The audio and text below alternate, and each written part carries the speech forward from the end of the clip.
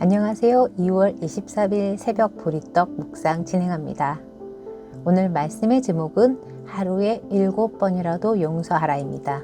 그리고 함께 보실 말씀은 누가복음 17장 4절입니다. 말씀 보도록 하겠습니다. 만일 하루에 7번이라도 내게 죄를 짓고 7번 내게 돌아와 내가 회개하노라 하거든 너는 용서하라 하시더라. 오늘은 용서와 배려에 대해서 생각해보는 시간을 갖도록 하겠습니다. 보이지 않는 하나님과의 관계는 어찌 보면 추상적이거나 형이상학적입니다. 그래서 어찌 보면 나 개인과의 관계 같아 보이기도 합니다만 꼭 그렇지만은 않습니다. 이 보이지 않는 추상적이거나 형이상학적인 하나님과의 관계는 보이는 이웃과의 관계 속에서 드러나게 됩니다. 하나님을 믿는 사람으로서 그리고 하나님의 자녀로서 어떻게 행동하고 어떻게 살아가는지를 통해 하나님과의 관계를 어떻게 맺고 있는지 보여주게 됩니다. 나의 행동과 삶의 방식이 내가 속해 있는 공동체나 나의 이웃과의 관계를 통해서 드러나게 되는데 이런 관계를 통해서 드러나는 내 모습이 바로 내가 관계 맺고 있는 하나님과의 관계가 어떤지 보여주게 됩니다. 다시 말해서 보이지 않는 하나님과의 관계는 보이는 사람들과의 관계로 알 수 있다. 이런 내용입니다. 이것이 바로 오늘 누가복음 7장 1절에서 4절의 내용입니다. 4절은 아까 읽었으니까 1절, 3절을 잠깐 보도록 하겠습니다. 예수께서 제자들에게 말씀하셨다. 걸려 넘어지게 하는 일들이 생기지 않을 수는 없지만 그러한 일들을 일으키는 사람은 화가 있다. 이 작은 사람들 가운데 하나를 걸려 넘어지게 하는 것보다 차라리 자기 목에 큰 맷돌을 매달고 바다에 빠지는 것이 나을 것이다. 너희는 스스로 조심하여라. 믿음의 형제가 죄를 짓거든 꾸짖고 회개하거든 용서하여 주어라. 하나님의 마음을 이해하게 되면 많은 부분의 일들이 좀 쉽게 해결되기도 합니다. 그리고 하나님의 마음을 품고 살아간다면 타인과의 관계도 조금은 달라질 수 있습니다. 사람의 마음을 이해하고 그 상대의 마음을 배려하게 됩니다. 상대를 배려하기 때문에 자신의 행동과 언어에 보다 신중하게 됩니다. 그리고 용서하게 됩니다. 1절에서 4절까지의 내용을 보자면 1, 2절은 상대를 실족하게 하지 말아라 라는 내용입니다. 그리고 3절, 4절은 용서하라입니다. 이 두 가지에 대해서 이야기하고 있습니다. 이 두 가지 모두 다 결국은 상대를 위하여 나 자신을 조심하라는 의미입니다. 이제 막 신앙생활을 시작한 사람들은 먼저 교회를 다닌 이들의 신앙생활을 따라하는 경우가 많습니다. 그래서 먼저 교회에 다니는 이들은 막중한 책임감을 가지고 모범이 되는 신앙생활을 해 나가야 할 사명이 주어집니다. 저 역시 그랬던 것 같습니다. 진실한 신앙생활을 했던 언니 오빠들의 순수하고 열정적인 모습이 멋있어 보여서 그래서 저도 저들처럼 하나님을 깊이 알고 싶어 했던 것 같습니다.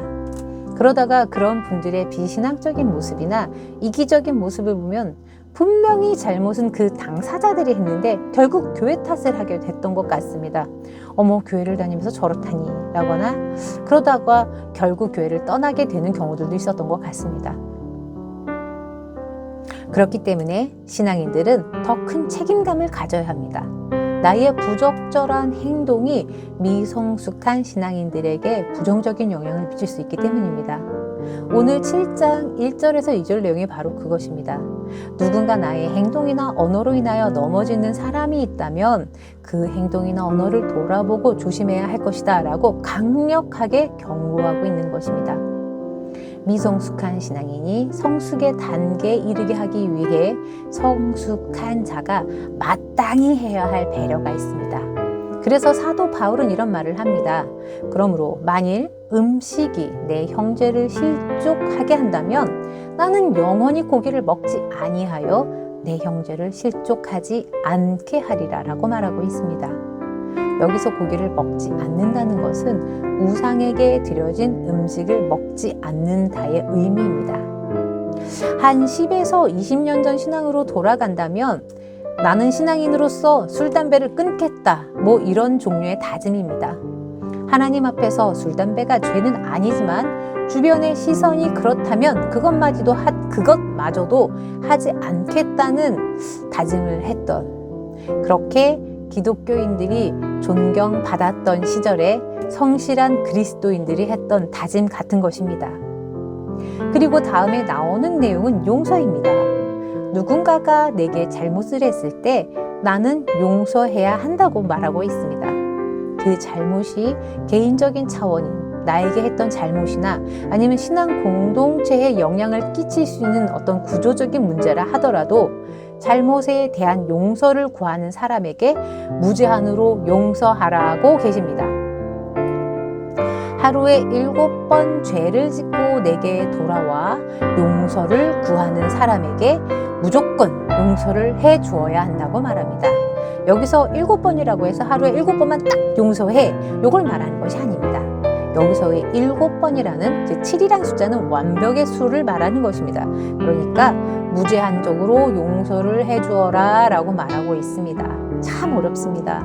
오늘 7장 1절에서 4절까지 내용을 살펴보자면은 나의 행동에서는 엄격해야 하는 것이며 상대에 대해서는 관대해야 한다라는 것을 말하고 있습니다. 정말 쉽지 않습니다. 우리는 늘 그 반대로 살고 있습니다.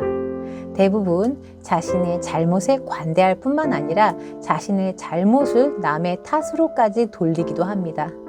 그러나 예수님께서는 제자들에게 분명하게 말씀하고 계십니다. 그리고 이 말씀은 교회 공동체를 세움에 있어서 그리스도의 한 지체로서 보다 성숙한 사람이 보여주어야 할 자세와 마음가짐에 대해 말하고 있는 것입니다. 배려와 사랑이라고 생각합니다. 먼저 된 자로서 책임감을 가지고 입은 무겁게, 그러나 섬김의 몸, 행동은 가볍게, 그렇게 모델이 되어야 할 것 같습니다. 배려와 사랑으로 섬기면서 서로 이해해 줄 수 있는, 그렇게 교회를 성숙하게 키워갈 수 있는 저와 벙커원 교우 여러분들이 되기를 바랍니다. 기도하겠습니다.